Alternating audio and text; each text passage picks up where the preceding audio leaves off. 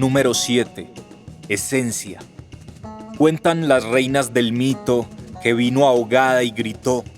La cueva de piedra imitó soplo de sol infinito. Le llaman corazoncito. Ante el dolor brindo aliento, rosas, espadas, cemento. Plasma el eterno momento, une la tierra y el viento.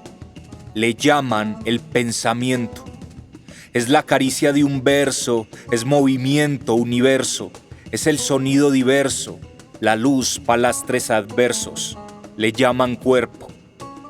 Abrigo de transparencia, una explosiva inocencia.